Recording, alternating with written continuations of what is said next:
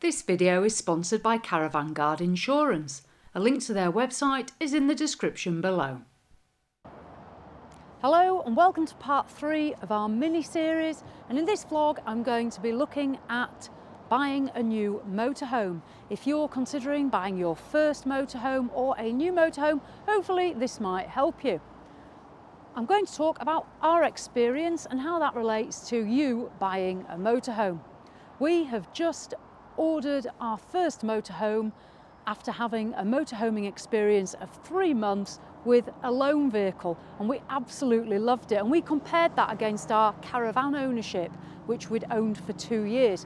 So putting into practice what I did before ordering our motorhome, hopefully this might help you. So first of all, you may well have watched our caravan versus motorhome vlog, and that might have helped you make your decision about your purchase. What do we need to consider? Well, my advice is, number one, do some research online and at home before you even start. Go online and research the manufacturers, the local dealerships, and have a look at the layout of the motorhome, because at the end of the day, only you know what you really do need. How many people are going to be using the motorhome? Where do you intend to travel? How far are you going? How many nights away will you be going for? These are all important questions. The main thing is to find the motorhome that's going to give you the berths you need and hopefully the right layout for you. There's so many layouts to choose from, and we'll show you just a couple today. So when people talk about motorhomes, you're going to find the A-Class, which is this. This is also known as an integrated motorhome. They're generally built on the chassis of a Fiat, or it could also be a Mercedes. Sometimes there's other manufacturers that they use over in Europe. And then it's integrated because it's all in one. It sweeps back in one great big piece. You get this big front window, and as I say, this is an A-Class. And these are really popular, especially in Europe. You will find these cost a little bit more. More often than not, these are going to start at around 7 metres in length and go upwards to 9 metres and beyond. The other type of motorhome is going to be the coach built, and we'll have a look at a coach built motorhome next. So then we have a coach built motorhome. Again, we've got the Fiat Ducato cab, and then the body is built onto that, and you'll generally get a little bit of overhang like we can see here, and then the body extends out slightly wider than the cab itself, and that is a coach built. Once you've done that research online on the internet, it's worthwhile hitting YouTube, because let's be fair, you're going to get a lot of sound advice on YouTube. Look at other people's vlogs, have a look at reviews. You don't even need to visit a dealership. You can see right inside these products from reviews, and we've got loads on our channel and other people do as well. There's other YouTubers such as Bob Earnshaw. He's a great motorhome vlogger. Look at what Bob does, follow his advice too. There's also the magazines that provide advice online, and one motorhome expert is Dave Hurrell. He's certainly worth looking up on the internet. The Facebook groups are another great place to go, because you're going to get owners' opinions of a product you might be considering, because when you read up on it, it might actually turn out that that isn't going to be suitable for you at all. So if you're on Facebook, join a couple of groups and get a bit of an idea. So once you've done all that, the next thing you need to do is number 2, your driver's license, because you need to make sure you can actually drive one of these on the road on your driver's license. If you passed your driving test before the 1st of January 1997, like myself, you will automatically have the C1 category on your licence, which means you could drive a motorhome up to 7.5 tonnes. That even means a large A-Class like this.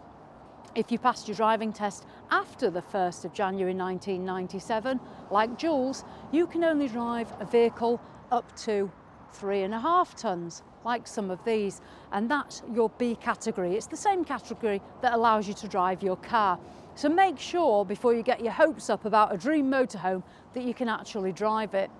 If you're wanting to upgrade your driver's license, you could take your C1 test, and that's probably going to cost you around £1,000, and that would enable you then to drive up to a 7.5 tonne vehicle. Number 3 is budget. Set a budget and try your best to stick to it. We've recently set our budget. We did go a little bit over it, but not too much. So set that budget, because if you get your hopes up about your dream motorhome and it's way above your budget, you're going to be pretty disappointed. It might be that you're financing your purchase through either cash or through a HP or PCP plan, and you need to talk to your dealer about that. It might even be that you're looking at a loan, but sort out your budget and sort out how you're going to finance the purchase. You also need to bear in mind, as well as the outlay of the vehicle, it might be that you have to have extras on it, such as an awning or air suspension or levelling, and also the bits and pieces for inside the motorhome. So consider those extras. And that also includes insurance for the motorhome, recovery, and other things that you might need, such as servicing in the future, and storage costs. Why not visit the Caravan Guard website and obtain a quote for your motorhome insurance? There is a link in the description below. It's worth noting that the Caravan Guard motorhome insurance does include UK roadside assistance, and this does not have any length or weight restrictions. European roadside assistance can be added as an option. Caravan Guard does receive 5-star Trustpilot reviews, and on their website you can also find a summary of discounts available on your premium.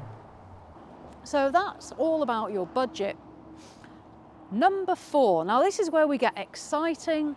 It's going to the dealership. Once you've researched online, you know what you can drive, you know what you can afford, go to a dealership.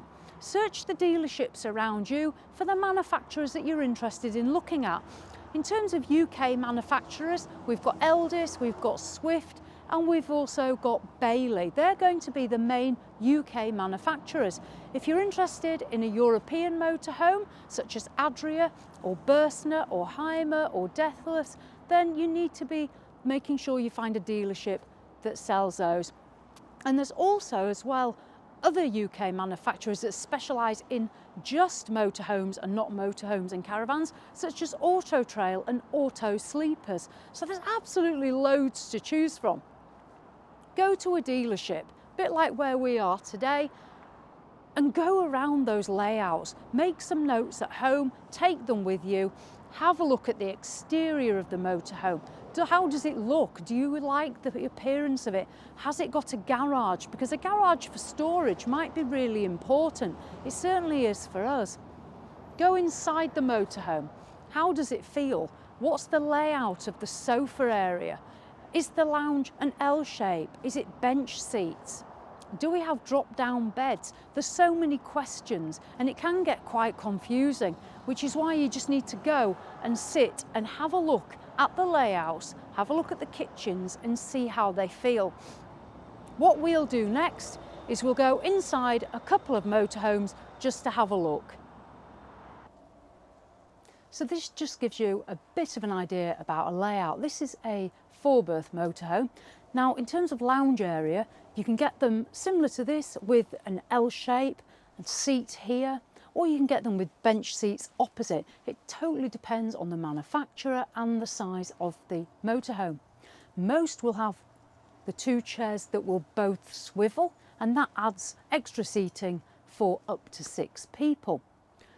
If you are looking at a 4-berth motorhome, it might be that you're looking for one with a drop-down bed. This version has one. The drop-down bed is above the lounge area, drops down on an evening for 2 people to sleep here.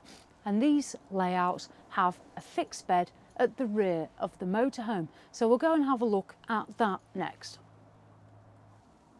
So this layout has a fixed island bed. Unfortunately, it doesn't look very nice to the eye because the mattress is folded over because it's a brand new motorhome.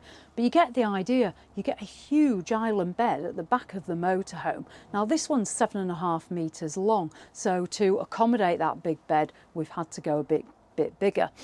What you might like about this sort of layout is you get a nice shower cubicle separate here, and you get your toilet and washroom on the opposite side. So it does give a nice centre washroom, and then you get the kitchen area, which obviously then leads up into the lounge. So this is one type of layout that you might be considering. We'll go and have another look at a different layout next. So I'll see you in another motorhome. Now this motorhome is by Burstner and the full review is on our channel from 2019. This has a rear lounge layout, as you can see, with a drop-down bed above. This motorhome doesn't have a fixed bed. Instead, you use the lounge during the day to relax and then use the drop-down bed on a night for sleeping. It's a popular layout in Europe. On this motorhome, we return to Adria, and at the rear we see two single rear beds, but they can join in the middle with the use of these cushions to make a really large double bed to the rear. Within this motorhome, we find on the side wall here the shower and swivel toilet, and it does have a drop-down sink, so it is a good way of utilising space in a motorhome which is 7 metres long. Again, the review of this one, the Sonic 600, is on our channel. You can watch it there. We move now to another motorhome, and this is by the manufacturer Hobby. Now here we can see the front of the motorhome. Up ahead here, up above, we've got a drop-down bed over this huge lounge area, which has the two captain's chairs, a side bench, and then this dinette style here. It leads then into the kitchen area. We see we've got a fixed side bed and a rear washroom. So here we have a different layout. And it's great to see that you can still get single beds on a motorhome. Again, this is a 7.5 metre long motorhome. We've got the single beds, and on this one, it offers a really good sized washroom to the rear. We'll have a shower in one corner, the toilet, and then the wash basin here in the centre. So that's another possible layout. This is why it's so important to go to the dealerships, because you might have one thing in mind, and then when you get there, realise that you want something different altogether. So that's a couple of layouts that we've looked at today. Let's just bob back out and continue with our top tips. So number 5, last but not least, you've researched, you've checked your licence, you've got your budget, you've been to the dealerships. Your head is probably spinning by now, but we need now to negotiate with the dealer. And this is the important part. Once you know what you want, decide on your dealership. Now, for some people, they always recommend that they're going to buy nearer to home, because if there's any warranty issue on your motorhome, you're going to be going back to the dealer that you bought from. It's still worthwhile ringing round dealerships that sell the motorhome that you're wanting to get a price, because you may find you can get a better deal at a different dealership, even though it might mean travelling an hour or two. It's completely up to you what you choose to do. Once you've negotiated that good price, don't forget you might be able to get a discount on extras for your motorhome, such as that awning, solar panels, air conditioning units, trackers and alarms. Negotiate, negotiate, and do a bit more negotiation.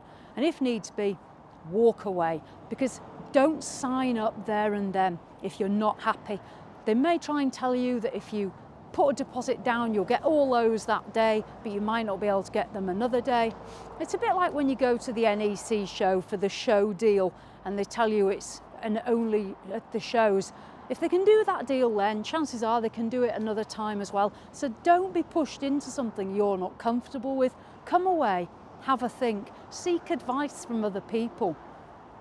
Once you've negotiated the deal that you're happy with, put your deposit down, agree how you're going to finance your motorhome, and wait for delivery. When the motorhome arrives, you'll go to your dealership for collection. Now, it's really important when you have your handover that you listen to what they're saying, and if possible, film and record the handover process. Because believe me, 2 minutes down the road when you're all excited on the way to the campsite, you won't remember where any of the things are they've told you, how to isolate the gas, which key fits what. You'll have forgotten it all, and you'll arrive on site and not know where you plug in water, electric, and how you empty your waste. So film it if you can, and then you're going to come away and you can watch that video later, so you've got that to hand. So that really is just some top tips there for buying a new motorhome. The list it does go on, there's so much to it, but those are the main things to consider, and layout is certainly really important. And funnily enough, one thing we got told by Dave Hurrell at the Caravan and Motorhome show, his top tip for buying a motorhome was buy the smallest motorhome you can live with. And having had a 6-metre matrix on loan and having now ordered a 7-metre motorhome, his advice was incredibly sound, because the only thing that 6-metre motorhome didn't have was a fixed bed. And for me, the compromise of the fixed bed was something that I couldn't sacrifice. So I went a little bit longer to 7 metres to get the fixed bed. So that was really sound advice though, and I'd pass that on to you, is consider buying the smallest motorhome that you can live with. So there we go. Thank you to Cara for allowing us to film today. It's appreciated as always. I hope that's been some help. As always, thanks for watching, and I'll see you in the next one.